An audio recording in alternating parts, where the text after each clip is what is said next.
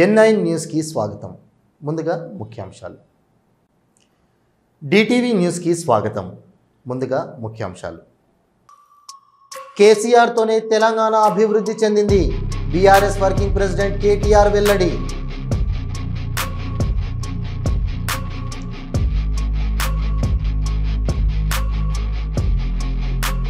BRS కు రోజులు దగ్గర పడ్డాయి. పార్టీ మూతపడడం ఖాయం. బీఆర్ఎస్ పై రేవంత్ రెడ్డి విసురులు.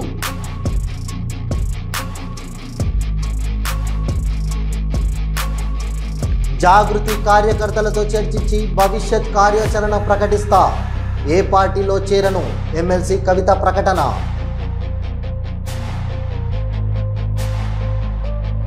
ఆత్మ బలిదానం చేసిన శ్రీ పొట్టి శ్రీరాములు గారి త్యాగానికి గుర్తుగా అమరావతిలో 58 అడుగుల అమరజీవి విగ్రహం భూమి పూజ చేసిన మంత్రి నారా లోకేష్. కేసులు పెట్టినంత మాత్రాన ఎంపీ మిథున్ రెడ్డి దోషి ఎలా అవుతారు? ప్రభుత్వానికి మాజీ మంత్రి ధర్మాన సూటి ప్రశ్న.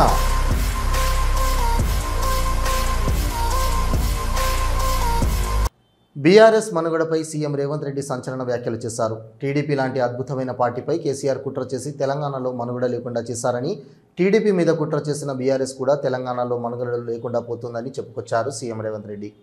తర్వాత తెలుగుదేశం పార్టీ ఒక అద్భుతమైన పార్టీ, చాలామందికి అవకాశాలు కల్పించిన పార్టీ. కొంతమంది కుట్రల వల్ల ఆ పార్టీ కూడా ఈరోజు తెలంగాణలో ఒక సమస్యను ఎదుర్కొంటుంది. మరి ఇన్ని దుర్మార్గాలు చేసిన మీరు మాత్రం ఎట్లా మనుగడ సాధిస్తారు? ప్రకృతి అనేది ఉంటుంది, ఆ ప్రకృతి శిక్షిస్తుంది. తెలంగాణ బీజేపీ రాష్ట్ర అధ్యక్షుడిగా ఎన్ రామచందర్ నియమితమైన తర్వాత మొట్టమొదటిసారిగా కరీంనగర్కు విచ్చేసిన రామచందర్కు ఘన స్వాగతం లభించింది. కేంద్ర హోంశాఖ సహాయ శాఖ మంత్రి బండి సంజయ్ మరియు బీజేపీ నాయకులు ఆయనకు ఘన స్వాగతం పలికారు.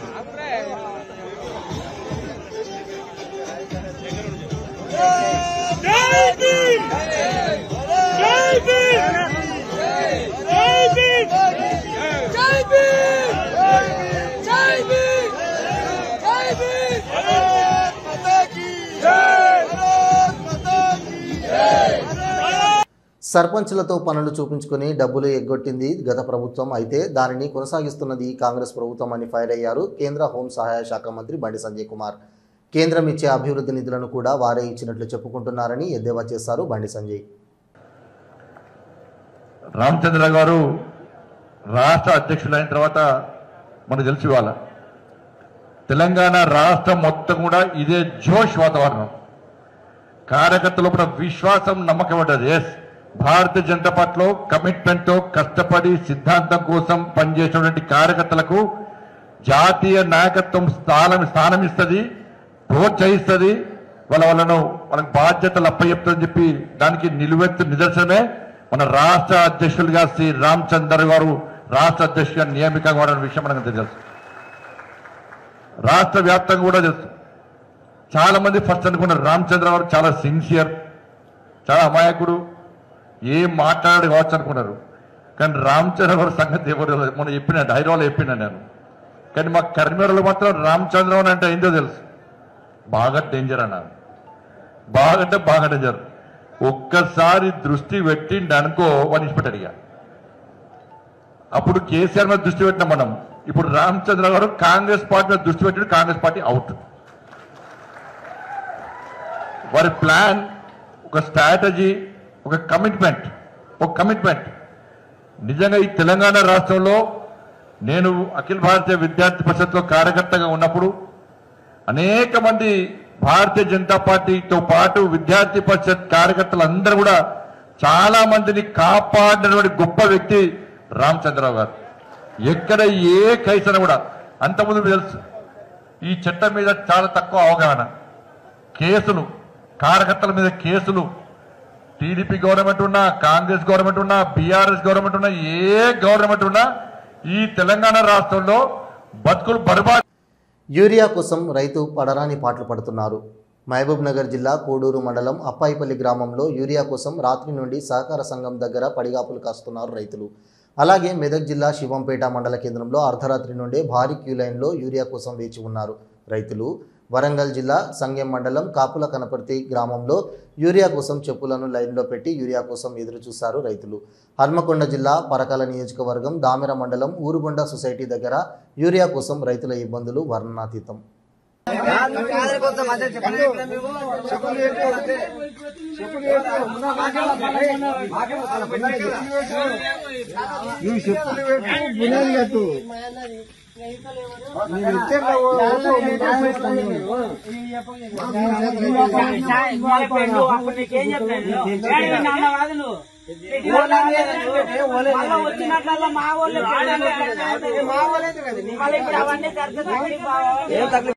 పినపాక నియోజకవర్గం నుండి బీఆర్ఎస్ పార్టీలో చేరికల సమావేశంలో మాట్లాడారు BRS working president KTR.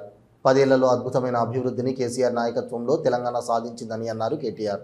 KCR ప్రభుత్వం వచ్చిన తర్వాతనే జల ఒప్పందాలను నిక్కచ్చిగా చేసుకోగలిగామని, అంతకు ముందు పరిస్థితులు మనకు అనుకూలంగా ఉండేవి కావని అన్నారు కేటీఆర్. ప్రభాకరరావు గారు మాట్లాడుతూ సింగరేణి కార్మికులకి కేసీఆర్ గారు చేసిన మేలు గురించి చాలా వివరంగా, వారసత్వ ఉద్యోగాలు ఎట్లా ఇచ్చినారు, ఆరోగ్యపరమైన సమస్యలు వస్తే ఎట్లా ఆదుకున్నారు, ఇవన్నీ కూడా చాలా వివరంగా చెప్పారు. కానీ ఆశ్చర్యం ఏంటంటే సింగరేణి బెల్టులో ఉన్న 13 నియోజకవర్గాల్లో మనం ఓడిపోయాం. మరి ఎక్కడ తేడా వచ్చింది, ఎక్కడ ఎందుకు మరి టీబీజీకేఎస్కి పార్టీకి ఎక్కడ శృతి కుదరలేదు, ఇది కొద్దిగా లోతుగా అధ్యయనం చేయాల్సిన అంశం. ఎందుకంటే అక్కడ పైన తూర్పు ఆదిలాబాద్ జిల్లాలో ఉండే బెల్లంపల్లి, చెన్నూరు, మంచిర్యాల, అలాగే కిందికి వస్తే ఇంకా మొత్తం గోదావరిలో రామగుండం, ఆ తర్వాత కిందికి మంతిని, తర్వాత మళ్ళీ భూపాలపల్లి, అక్కడి నుంచి మళ్ళీ చివరికి ఇల్లెందు, మనుగూరు, కింది దాకా సత్తుపల్లి దాకా, కొత్తగూడెం దాకా మొత్తానికి మొత్తం ఒక్కటంటే ఒక్క సీట్లో కూడా 13 సీట్లుంటే గోదావరి పరివాహక ప్రాంతంలో మీ బొగ్గుగని విస్తరించున్న ప్రాంతంలో ఒక్క సీట్లో కూడా మరి మనం గెలవలేదు. దానివల్ల డెఫినెట్గా మేము కూడా ఆలోచనలు పడ్డాం పార్టీగా, అరే ఇట్లెట్లా జరిగింది, గతంలో ఎంతోమంది ముఖ్యమంత్రులు ఎన్నో ప్రభుత్వాలు హామీలు ఇచ్చి నెరవేర్చలేదు, అట్లాంటిది వారసత్వ ఉద్యోగం అనే ఒక ఇమోషనల్ అంశం, దాన్ని కూడా నిలబెట్టుకున్నాము. ఇచ్చిన 10 హామీల్లో 8 పూర్తిగా చేయగలిగాము, 2 పాక్షికంగా అయినాయి. అయినప్పటికీ మరి కార్మికులు ఈ రకంగా ఎందుకు మనకు మద్దతు పలకలేదు అనే ఒక ఆలోచన మాత్రం పార్టీలో ఆనాడు కలిగింది. అప్పటికే ఎదురు దెబ్బ తగిలింది మనకు 2023 డిసెంబర్ ఎన్నికల్లో. తదనంతరం వచ్చిన గుర్తింపు సంఘం ఎన్నికల్లో కూడా మనం ఎందుకు యాక్టివ్గా పార్టిసిపేట్ చేయలేదంటే నిజానికి మేము కూడా మదనపడ్డాం. కార్మిక సంఘం పెట్టడం వల్ల లాభం అయిందా, నష్టం అయిందా, కార్మిక సంఘంలో ఉండే పంచాయతీలు ఏమైనా పార్టీ మీద ప్రభావం చూపినాయా, అందులో ఉండే అంతర్గత రాజకీయాలు, ఎందుకంటే ట్రేడ్ యూనియన్ అంటేనే చాలా ఉంటాయి పాలిటిక్స్, దానివల్ల కూడా ఏమైనా నష్టమైందా మెయిన్ పార్టీకి అని చెప్పి కొంత మదనపడ్డాం. అందుకే మరి జరిగిన గుర్తింపు సంఘం ఎన్నికల్లో ఆ తర్వాత నిజానికి అంత క్రియాశీలంగా పార్టీ పనిచేయలేదు. అయినప్పటికీ మనుగురులో నేను మిమ్మల్ని అభినందిస్తా ఉన్నా, 24 ఓట్లతో మాత్రమే మీరు ఓడిపోయారు తప్ప నిజానికి మీరు ఓడిపోలేదు. పార్టీ ఆనాడు పూర్తిగా మద్దతు పలకపోయినా, క్రియాశీలంగా లేకపోయినా, మీ అంతటా మీరుగా కేసీఆర్ గారి మీద ప్రేమతో, తెలంగాణ బొగ్గుగని కార్మిక సంఘం మీద ప్రేమతో అద్భుతంగా పనిచేసి విజయ పంచులని ముద్దాడినందుకు మనుగురులో ముఖ్యంగా మీ అందరిని నేను అభినందిస్తా ఉన్నాను. నేను ఏ పార్టీలో చేరను, నాకు ఏ పార్టీతో అవసరం లేదు అని అన్నారు ఎమ్మెల్సీ కవిత. ఫ్యూచర్లో ఏం చేయాలో జాగృతి కార్యకర్తలు, తెలంగాణ మేధావులు, బీసీ బిడ్డలతో చర్చించి నిర్ణయం తీసుకుంటా అని అన్నారు కల్వకుంట్ల కవిత. నిన్నటి నుంచి పేపర్లలో నేను ఈ పార్టీలో ఏరుతున్నా, ఆ పార్టీలో ఏరుతున్నా అని వచ్చింది. నేను ఏ పార్టీలో కూడా చేరను, నాకు ఏ పార్టీతో అవసరం లేదు. నేను ఫ్యూచర్లో ఏం చేయాలనే విషయం జాగృతి కార్యకర్తలతోని, తెలంగాణ మేధావులతోని, బీసీ బిడ్డలతోని, సామాజిక తెలంగాణ కోసం పనిచేసేటటువంటి అన్ని వర్గాల ప్రజలతోని, అందరితోని మాట్లాడిన తర్వాత నిర్ణయం తీసుకుంటా. కానీ తొందరపడి నిర్ణయం తీసుకునే అవసరం నాకు లేదు. 1, 2 ఏదో నిర్ణయం తీసుకోవాలనేటటువంటి విషయంతో నేను పనిచేయడం లేదు. జరిగినటువంటి పరిణామాలను ఒక్కొక్కటిగా ఎదుర్కొంటూ వస్తున్నాను. నిన్న జరిగినటువంటి పరిణామం చాలా కీలకమైనది, నా జీవితంలో అత్యంత ముఖ్యమైనటువంటి పరిణామం. కాబట్టి చాలా ఆలోచించి, ఆచితూచి, అల్టిమేట్గా తెలంగాణ ప్రజలకు లాభం జరిగేటటువంటి నిర్ణయం తీసుకుంటా తప్పితే నా కోసం నిర్ణయం తీసుకోవాల్సిన అవసరం లేదు. కరీంనగర్ రాజకీయ చైతన్యం చాలా మెండుగా ఉన్నారని బండి సంజయ్ వంటి నాయకులు కరీంనగర్ నుండి వచ్చిన వారేనని అన్నారు తెలంగాణ బీజేపీ రాష్ట్ర అధ్యక్షుడు ఎన్ రామచందర్. ఎన్డీఏ కూటమి కేంద్రంలో ఏర్పడిన వద్ద నుండి దేశాన్ని అభివృద్ధి బాటలో పయనిస్తుందని అన్నారు. అలాగే కరీంనగర్తో జగిత్యాల హైవే నిర్మాణాలు, రైల్వే నిర్మాణాలు వంటి అనేక అభివృద్ధి కార్యక్రమాలు భారతీయ జనతా పార్టీ మోడీ నాయకత్వంలో చేస్తుందని చెప్పారు ఎన్ రామచందర్. విషయంలో చెప్పే ముందు 2 మాటలు మాట్లాడతాను. ఈరోజు భారతీయ జనతా పార్టీ కేంద్రంలో ప్రభుత్వం ఏర్పాటు నుంచి దేశవ్యాప్తంగా అభివృద్ధి కార్యక్రమాలు జరుగుతూ ఉన్నాయి. మరి కరీంనగర్లో కూడా ఈరోజు ఎన్డీఏ ప్రభుత్వం తీసుకున్నటువంటి నిర్ణయాల వల్ల ఇక్కడ జాతీయ రహదారులు కావచ్చు, మొన్ననే కరీంనగర్ జగిత్యాల జాతీయ రహదారికి దాదాపు 2,000 కోట్ల రూపాయలతో ఈ జాతీయ రహదారి కూడా నిర్మాణం చేయడం జరిగింది. అంతేవిధంగా రైల్వే లైన్లు కావచ్చు, వందే భారత్ కావచ్చు, ఈ యొక్క రాష్ట్రంలో ఉన్నటువంటి అనేక అభివృద్ధి కార్యక్రమాల్లో రైల్వే కానీ, రోడ్వేస్ కానీ, ఈ కార్యక్రమాల్లో ఈరోజు భారతీయ జనతా పార్టీ ప్రభుత్వము ఈ అభివృద్ధి కార్యక్రమంతో పాటు ఇంతకుముందు బండి సంజయ్ గారు చెప్పినట్టు గ్రామీణ ప్రాంతాల్లో కూడా గ్రామాలకు 73, 74 ఒక సవరణ ప్రకారం రాష్ట్ర ప్రభుత్వానికి కేంద్ర ప్రభుత్వం అనేక రంగాల్లో ఈరోజు కోట్లాది రూపాయలు మేము సహకారాన్ని అందిస్తా ఉన్నాం. 12 సంవత్సరాలు దాదాపు కేంద్ర ప్రభుత్వం రాష్ట్ర ప్రభుత్వానికి 12 లక్షల కోట్ల రూపాయలు ఈరోజు ఈ రాష్ట్రానికి మనం సహకారంగా ఇచ్చిన విషయాన్ని మనం గుర్తుపెట్టుకోవాలి. ఆంధ్ర రాష్ట్ర ఏర్పాటు కోసం 58 రోజుల పాటు ఆమరణ నిరాహార దీక్ష చేసి ఆత్మ బలిదానం చేసిన శ్రీ పొట్టి శ్రీరాములు గారి త్యాగానికి గుర్తుగా 58 అడుగుల అమరజీవి విగ్రహాన్ని రాజధాని అమరావతిలో ఏర్పాటుకు శంకుస్థాపన చేశారు విద్యా ఐటీ శాఖల మంత్రి నారా లోకేష్.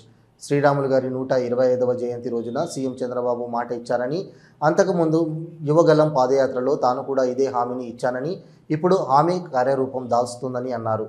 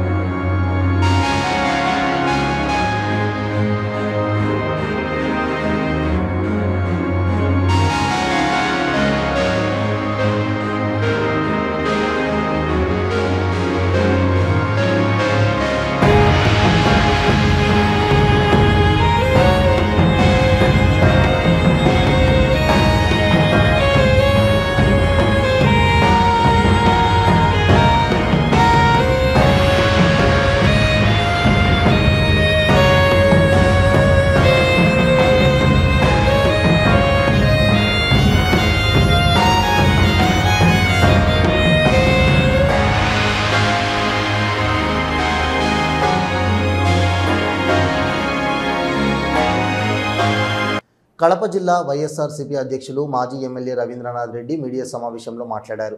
తెలుగుదేశం మహానాడులో కడప స్టీల్ ప్లాంట్ త్వరలోనే శంకుస్థాపన జరుగుతుందని గొప్పలు చెప్పారని, ఇంతవరకు దాన్ని ఊసే పట్టలేదు కూటమి ప్రభుత్వానికని విమర్శించారు. రాష్ట్రంలో రైతులు మద్దతు ధర లేక ఇబ్బందులు పడుతున్నారని, కడపకు ప్రత్యేకంగా వచ్చే నారా లోకేష్ కడపకు ఏదైనా చేస్తాడని భావించారని, కానీ రైతులకు ప్రజలకు నిరాశ మిగిలిందని అన్నారు. కడప జిల్లా వైఎస్ఆర్సీపీ అధ్యక్షులు మాజీ ఎమ్మెల్యే రవీంద్రనాథ్ రెడ్డి. నిన్న నారా లోకేష్ గారు వైఎస్ఆర్ కడప జిల్లాకు రావడం జరిగింది. నారా చంద్రబాబు నాయుడుకు వారసుడు, ఐటీ విద్యాశాఖ మంత్రి.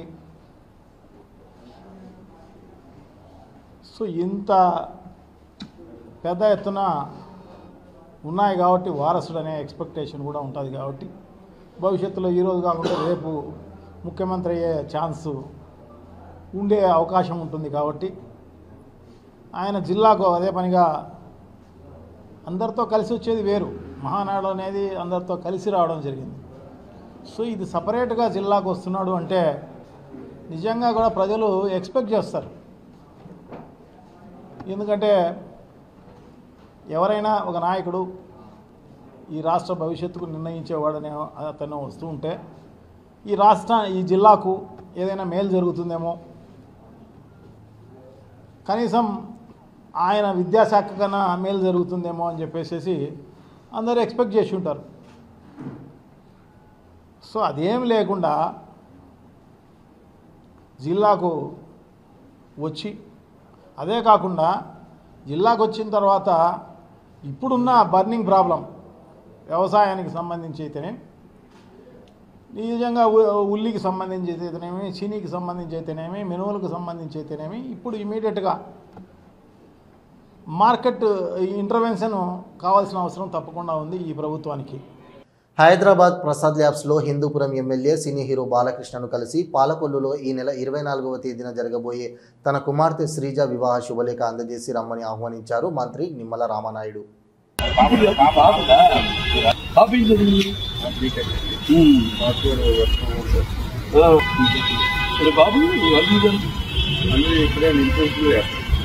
ఇక్కడ పని చేస్తాను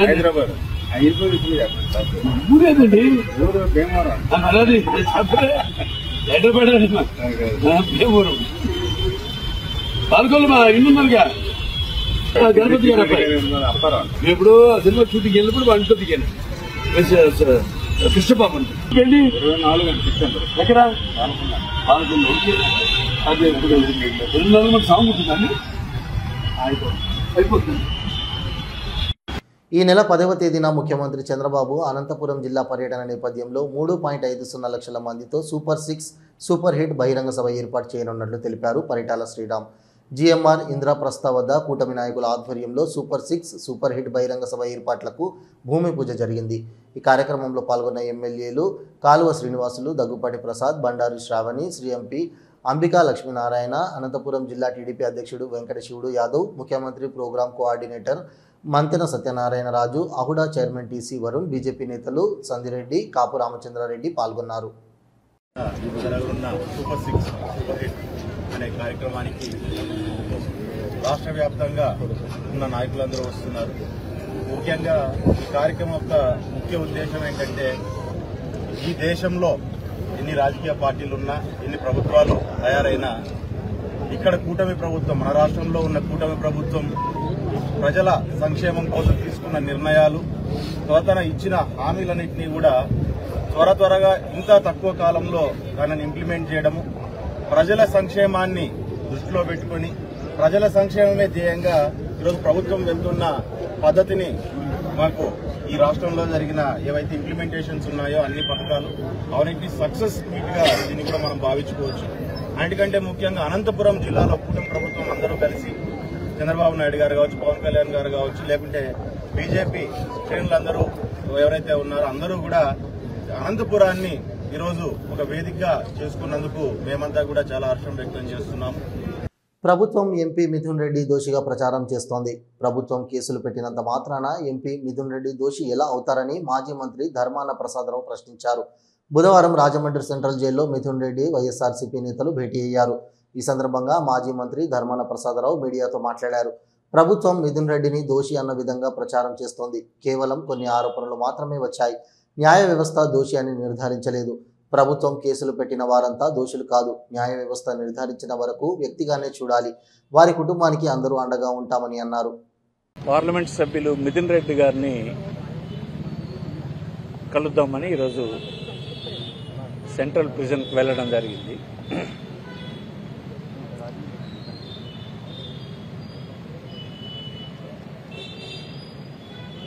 ఆయన కేవలం రాష్ట్రంలో నిందితులు అనేటట్టుగా దోషులు అనేటట్టుగా ప్రచారం చేస్తూ ఉన్నారు.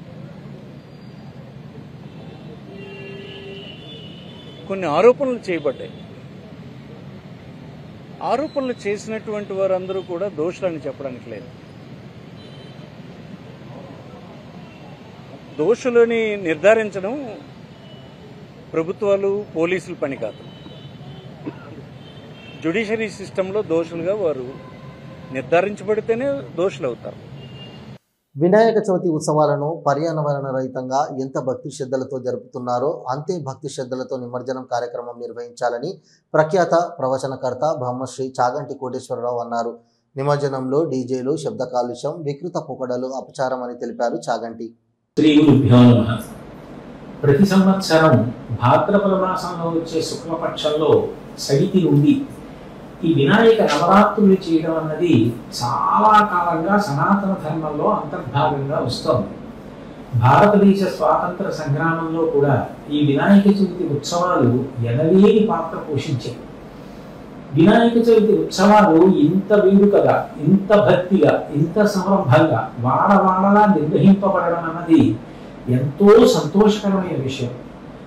ప్రతి వీధిలోనూ కూడా అందరూ కూడబలుకొని చందాలు వేసుకొని పందిరి వేసి అక్కడ వినాయక ప్రతిమని నెలకొల్పి ప్రాణప్రతిష్ఠ చేసి ఉత్సవాలు చేస్తున్నారు. అందరి మధ్య సమైక్యతా భావం ఏర్పడడానికి, అందరూ ఒక కుటుంబంలా బ్రతకడానికి అది కారణమవుతోంది. అంతవరకు ఎంతో సంతోషకరమైన విషయం. కానీ చిట్ట చివర ఆ గణేశ మూర్తిని నిమజ్జనం చేయడానికి చేసే ఊరేగింపులో కానీ, ఆ ఉత్సవంలో కానీ ఈ మధ్యకాలంలో అనేక అపశృతులు చోటు చేసుకుంటున్నాయి. నేనే ఈ మధ్య ఒక పని మీద కాకినాడలో ఒక చోటు నుంచి ఒక చోటుకి వెళుతున్నప్పుడు ఒక ఆశ్చర్యకరమైన దృశ్యాన్ని చూశాను. ఊరేగింపులో పాల్గొంటున్న వ్యక్తులు ఎటువంటి పదార్థాలు సేవించకుండా ఉంటే నియంత్రణలో ఉంటారో అటువంటి పదార్థాలను కాకుండా ఉద్రేకాన్ని కల్పించే పదార్థాలను సేవించిన కారణం చేత ఒళ్ళు తిరిగిన స్థితిని పొంది వాహనాలు వేగంగా నడిపిన కారణం చేత ప్రమాదానికి గురై వీధిలోనే వినాయకుడు ముందే దెబ్బలాడుకుంటూ రక్తం వచ్చేటట్టు కొట్టుకుంటున్న సన్నివేశం చూసి నేను ఆశ్చర్యపోయాను. వినాయక చవితిలో ఈ నిమజ్జనం అన్నది ఒక ప్రధానమైన ఘట్టం. నీటి ఎందు నిమజ్జనం చేస్తాం. నీరు సమస్త భూతములకు ప్రాణం. సంజీవనం సమస్తస్య జగత సర్వాత్మిక భవ ఇత్యుచ్యతే ముక్తి భవస్య పరమాత్మనః అంటారు వ్యాసుల వారు. నీటి రూపంలోనే సమస్త ప్రాణుల యొక్క ప్రాణములను భగవంతుడు నిలబెడుతూ ఉంటాడు. అటువంటి నీటిలో వినాయకమూర్తిని నిమజ్జనం చేశాము అంటే దాని అర్థం ఆ నీటిలో ఆయన ప్రవేశించి కలిగిన కారణం చేత సమస్త భూతముల యొక్క ప్రాణశక్తి బాగా నిలబడాలి. రెండు వానాకాలంలో వచ్చిన వరదలలో ఒండ్రు మట్టి అంతా కొట్టుకుపోతుంటుంది నదులలో. ఇప్పుడు మట్టితో చేసిన వినాయక మూర్తులను నిమజ్జనం చేసిన కారణం చేత అనేక ఔషధీ విలువలు కలిగిన పత్రులను కూడా పట్టుకెళ్లి ఆ నదులలో నిమజ్జనం చేసిన కారణం చేత నీరంతా కూడా కల్మషరహితమై ప్రాణులు త్రాగటానికి వీలుగా తయారవుతుందని, నదుల యొక్క అడుగు భాగంలో ఒండ్రు మట్టి మళ్ళీ పేరుకుంటుందని ఇటువంటి ఈ నిమజ్జన ఉత్సవాన్ని ఏర్పాటు చేశారు. రైతులను ఆదుకున్నది ఒక్క తెలుగుదేశం పార్టీయేనని అన్నారు మంత్రి అచ్చెన్నాయుడు. పదవిలో ఉన్నప్పుడు ఏనాడు రైతుల గురించి మాట్లాడని జగన్ రైతుల గురించి మాట్లాడడం విడ్డూరంగా ఉందని ఎద్దేవా చేశారు. యూరియా నుంచి రైతులకు అవగాహన కల్పిస్తామని, వ్యవసాయంలో మార్పులు తీసుకురావాలని చంద్రబాబు సూచించారని అన్నారు అచ్చెన్నాయుడు. ముఖ్యమంత్రి గారి ఆశయం ఒకటే, రైతుకి ₹1 ఎక్స్ట్రా వెళ్ళినా ప్రాబ్లం లేదు, రైతు బాధపడకూడదు. అలాగని చెప్పి రైతుకి మొత్తం అంతా ఇవ్వాలంటే సాధ్యం కాదు. కష్టం వచ్చినప్పుడు, ధర తగ్గేటప్పుడు ప్రభుత్వం ఆదుకున్నదే ప్రభుత్వం. ఆటోమేటిక్ గా ధర పెరిగితే అది నేనే చేశానని గొప్ప చెప్తే అది నాయకత్వం కాదు. అది ఆటోమేటిక్ గా ధర పెరుగుతుంది. ఇంటర్నేషనల్ మార్కెట్ లేకపోతే ఇక్కడ ఏవైనా కొన్ని కారణాలతో పంటలు పోతే ధర ఆటోమేటిక్ పెరుగుతుంది. కొన్నిసార్లు ఇదే ఉల్లి మనకు తెలుసు కదా, ఒక పక్క ఉల్లి ధర విపరీతంగా పెరిగిపోయిందని ఎవరైతే మనకి లబ్ధిదారులు ఉన్నారో వాళ్ళ నుంచి కూడా చాలా సార్లు ఇబ్బంది పడ్డాం కదా. ఇది రైతు ప్రభుత్వం. ఎవరు ఆందోళన చెందవలసిన స్పష్టంగా చెప్తున్నాం. ఎవరు కూడా ఆత్మహత్య అనే మాట ఈ రాష్ట్రంలో వినకూడదు. మీరందరూ సాక్షులు. మొన్ననే నల్లబెర్లి కొనకపోతే ఎన్నో ఆత్మహత్యలు జరిగాయి. లక్షల రూపాయలు పెట్టుబడి పెట్టి దేవుళ్లాగా చూస్తున్నారు చంద్రబాబు నాయుడికి. మేము ఊహించలేదంటున్నారు. మీరు వెళ్ళి అడగండి, ఇంటర్వ్యూలు తీసుకోండి రైతులతో. ఇంత పోయి మాట్లాడితే నోరుంది కాబట్టి ఈరోజు వాళ్ళ నాన్న పరకరింపుకి వెళ్ళాడు. ఏదో పర్టికులర్ గా రోడ్డు మీద క్రియేటిన్ ఉల్లి ధరగా పడిపోతే కొనడం లేదు. కొనిదేంటిది, నువ్వు ఎప్పుడైనా కొన్నావా అని చెప్పి సందర్భంగా తెలియజేస్తున్నాను.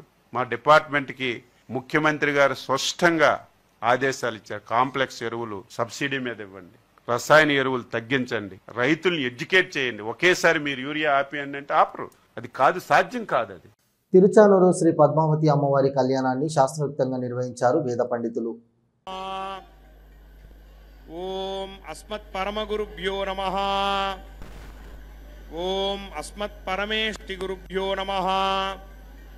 ఓం అస్మత్ సర్వగురుభ్యో నమః. వందే లక్ష్మీపతిం దేవం శంఖచక్ర గదాధరం విద్యామూర్తిం హయగ్రీవం శబ్దార్థ జ్ఞానలబ్ధయే అమృతాత్మా తమేఘాభం అమృతాహరణం విభుం శ్రీ పాంచరాత్ర ఆగమాచార్యం వందే వైకుంఠభూపతిం. శుక్లాంబరధరం విష్ణుం శశివర్ణం చతుర్భుజం ప్రసన్నవదనం ధ్యాయేత్ సర్వవిఘ్నోపశాంతయే. యస్య ద్విరద వక్త్రాద్యాః స్వాహా దక్షాయ స్వాహా క్రతవే స్వాహా ఓజసే స్వాహా బలాయ స్వాహా దేవస్వాసవితామధ్వానక్తో పృథివీం తపసస్రాయ స్వా అచ్చిరసి శోచిరసి జ్యోతిరసి తపోసి సగంసీదస్వ మహాగంసి శోచస్వదేవ వీతమః విధూమమగ్నే అరుషం విజేధ్య త్రిజప్రసత్తదరిశతం అంజంతికం ప్రతగంతో న విప్రాః వపావంతన్నాట్టినాతపంతః అనాధృత్యా పురస్తాత్ అగ్నేరాధిపత్యే ఆయుర్మేదాః పుత్రవతీ దక్షిణతః ఇంద్రస్యాధిపత్యే ప్రజాం మేధాః సుషదా పశ్చాత్ దేవస్య సవితురాధిపత్యే ప్రాణం మేధాః ఆస్తుతిరుత్తరతః మిత్రావర్ణయోరాధిపత్యే శ్రోత్రం మేధాః విషతిముపరిష్టాత్ బృహస్పతేరాధిపత్యే బ్రహ్మమేధాః క్షత్రం మేధాః తేజో మేధావర్చో మేధాః యశో మేధాస్తపో మేధాః మనోరస్వాసి భూరిపుత్రా విశ్వాభ్యో మానాహ్టాభ్య పాహి సోపసదా మే భూయా మాహి గుంసీః తపోష్వగ్నే అంతరాగం అమిత్రాన్ తపాసగుం సమరరుష పరస్య తపావసో జిగితానో అచిత్తాన్ సుతే తిష్టంతామజరా అజాసః చితత్సపరిచితః స్వాహా మరుద్భిః పరిస్రగస్వ మా అసి గమా అసి ప్రతిమా అసి సమ్మా అసి విమా అసి ఉన్మా అసి అంతరిక్షస్యాन्तర్భిరసి దివంతపటస్కాగస్వ ఆభిర్గీర్భిర్గజతో నవూనాం ఆప్యాయయ హరివో వర్ధమానః యదా స్తోతృభ్యో మహి గోత్రారుజాసి భోజిక్షభాజో అధతే శ్యామా శుక్రంతే అన్యచ్చ రతంతే అన్యత్ విశ్వరూపే అహనీత్యౌరివాసి విశ్వాహి మాయా అవడిస్పృధావః भद्रादे भूषन्निहरातिरस्तु अर्हन् बिभर्डिताजकानि धन्वा अर्हन्निष्टिङ्गजतं विश्वरूपम् अर्हन्निदन्दकसे विश्वमप्पुभौ नवावोजीयो रुद्रस्वतस्ति गागत्तमसि चेट्टुभमसि जागतमसि माधो माधो माधो दश प्राचेत् दश भाजि दक्षिणा दश प्रतीचेत् दश भाश्चुदीतिः दश भाजि सुमनस्.